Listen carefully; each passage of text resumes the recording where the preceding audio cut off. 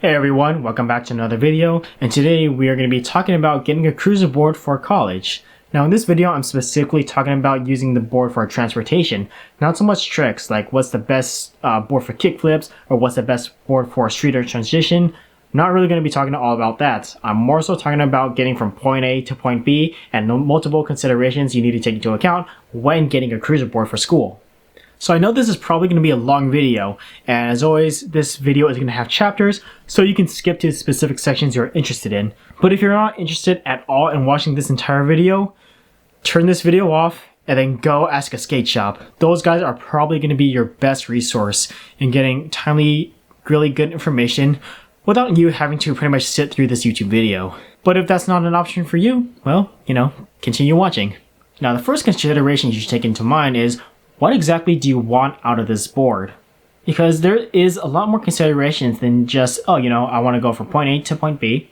There is that, but there's also, hey, I want to go to point A to point B, but I want to pop a trick here and there, or if there's an obstacle in the way, I want to either be able to ollie over it or slide to stop. There's also, I want a board that's good for cruising, but also good for doing tricks and going to the skate park. I need something like that because I don't want to have two boards, or I don't want to carry another set of wheels.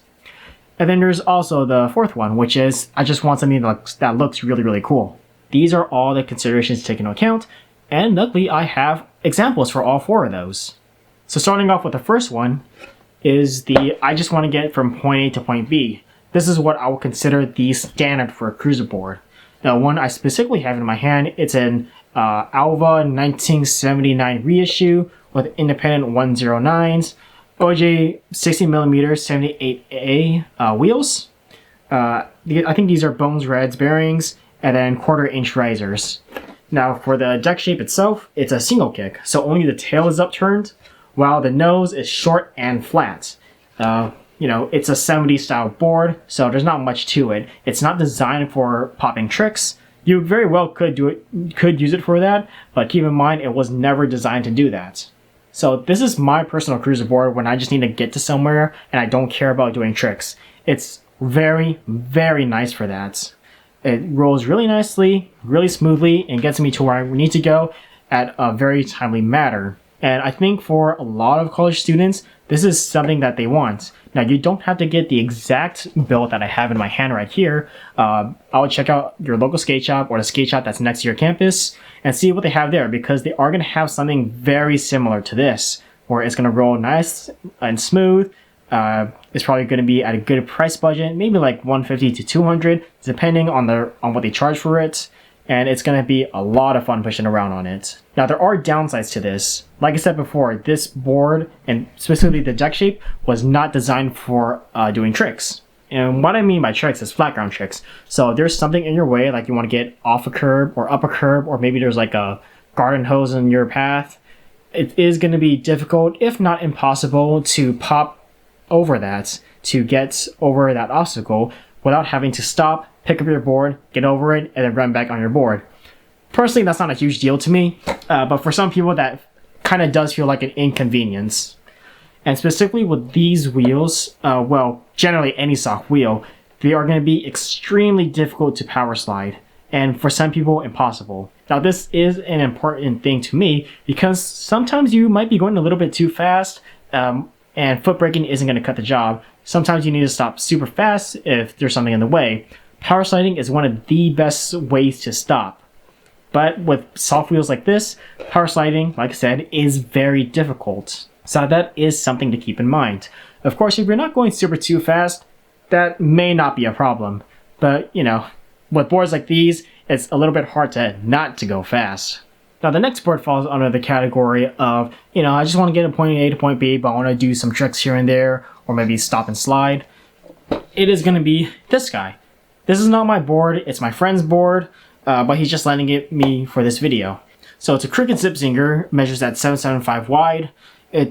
He has the independent 129s. I believe these are the Forge Hollow versions. Bones Reds, he has the Pau Peralta Dragons in the 60mm rat bone shape, 93A, and then 1/4 inch riser pads. Now this is a really, really nice board, specifically because it is nice and compact, but the tail, and the nose are upturned. This board was designed to do tricks. Do your ollies, kick flips, tray flips. It's really nice, light, and nimble for that. While at the same time, the wheels are a really good hybrid wheel. It has the properties of a soft wheel and a hard wheel. So the point of my friend building this was to get around campus, but he also wanted to do tricks here and there between class, after class, hit a curb along the way. So these wheels that he picked for it are really, really nice. They slide pretty nicely, but they also roll really smoothly, almost like a cruiser wheel. Not so much like the OGs that I showed before, but they get the job done really, really nicely. So much so that he was skating this so much that he needs to get a replacement deck for this. But of course, if you don't want the dragons, or if you don't want specifically a zip zinger, like you don't like the graphic or something, there are a lot of other options out there. Right now, the hybrid wheel thing, the Power Project Dragons and Bones X formulas are probably going to be the best options on the market right now. But you wanted something that's a little bit more grippy, there's a lot of other options out there. Grippy as in terms of power sliding. Some people may not like how slidey the Dragons or the Bones X formulas are. Then you got the Protect Clouds, OG keyframes, Spitfire Sapphires, and a whole lot of other options. There's a lot of wheels for that design purpose. Zip zingers, maybe people don't like the graphic, but this general sort of shape where it's skinny, it has a good tail and a good nose where it's upturned, it's also small and compact. There are going to be a lot of different variations and brands that do those.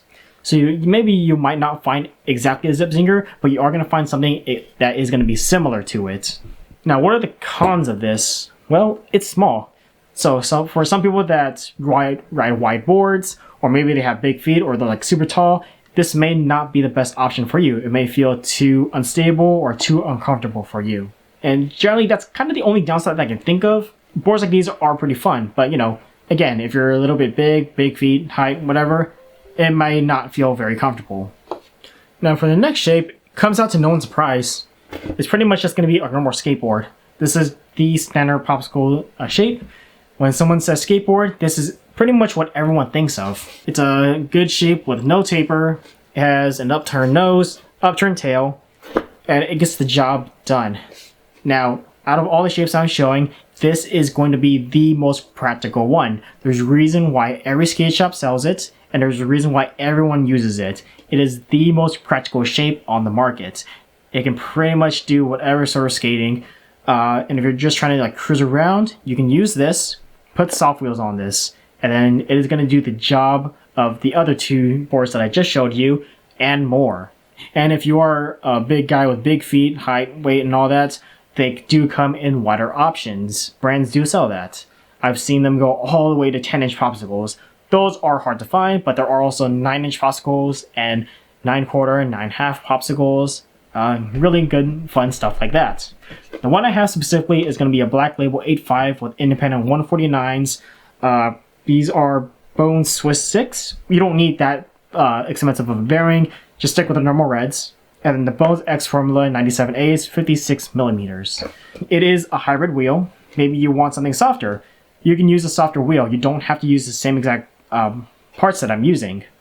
So you get that, you get a softer wheel, and you put it on there, and now you're cruising around, getting in class, pop ollies, a really good all-around board. But let's say you want to go to your university's skate club and go skate with people, or you want to go to the skate park, and you have your soft wheels. And instead of buying a whole new board, you can just buy a set of hard wheels, and you can use the same exact parts for this popsicle board. Just swap out the soft wheels for the hard wheels, and you're good to go. And like I said, if you don't want to deal with all of that, you can also just get a hybrid wheel, like the Bones X formulas or the Power Project Dragons. Those are going to get the job done. It's going to make a very nice all-around good board for pretty much everything. Now, downsides of this is that it doesn't look special, The shape is really, really standard. Eventually, that graphic is going to wear out over time.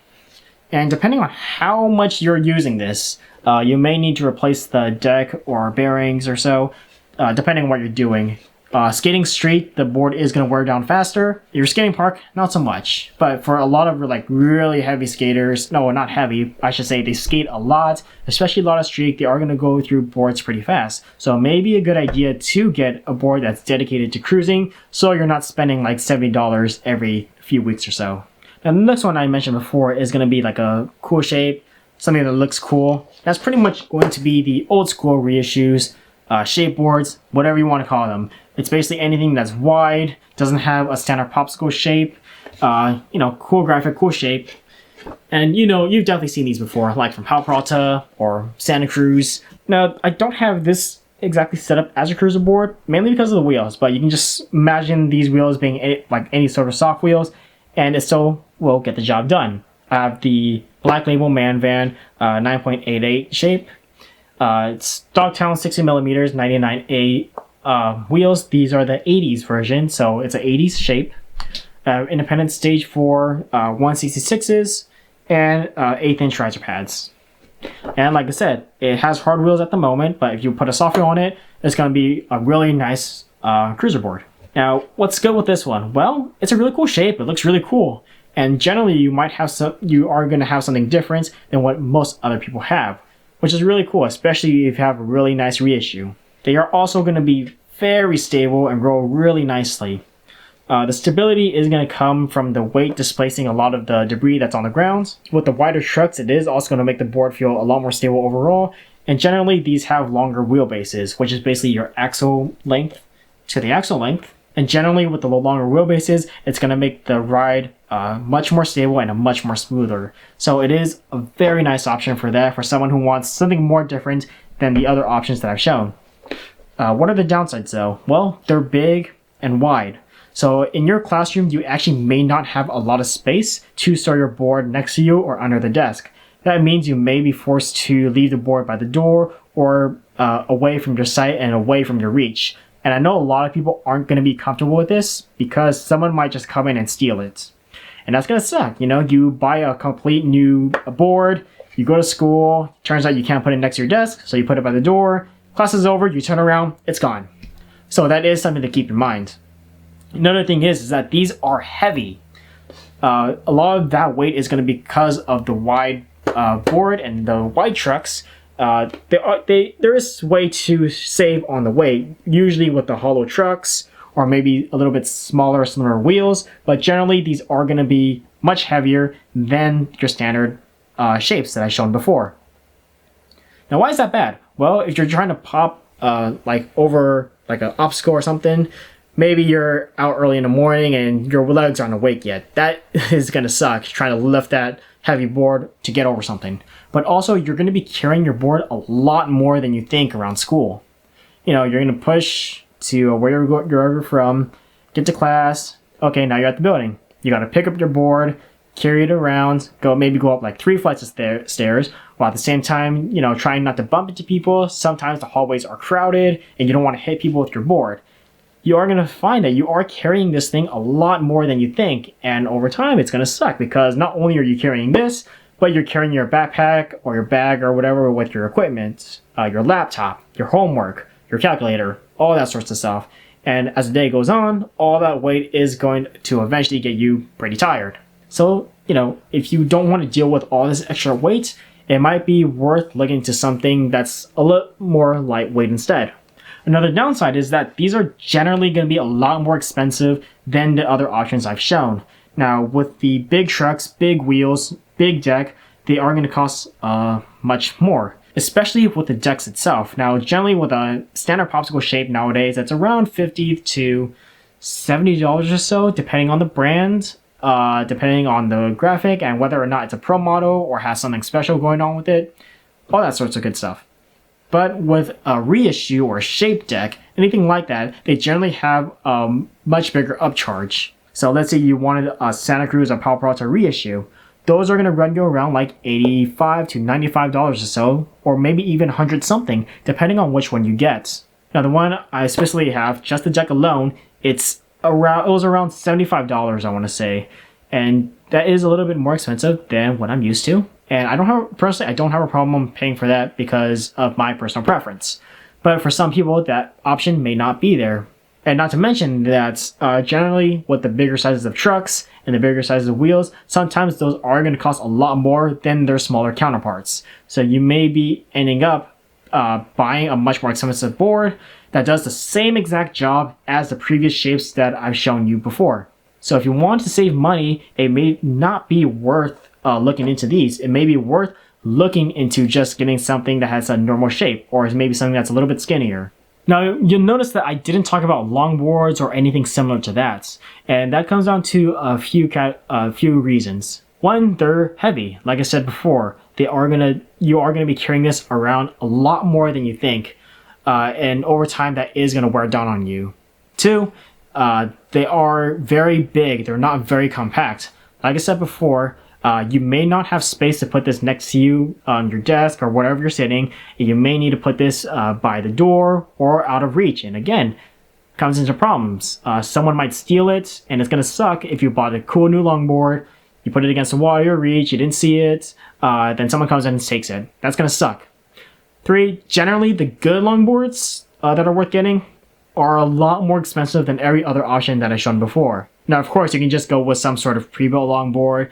It gets the job done, but if you wanted one with good parts, it's probably going to be around $300, $500 depending on which parts you get, and that's going to suck. All the boards that I've shown you, assuming they have like $20 bearings or so, they're around $200 or so, maybe a little bit higher depending on the board, and that is going to be significantly less than that longboard build, and they do a lot more than the longboard in terms of doing tricks like street skating, park skating, all that sorts of good stuff.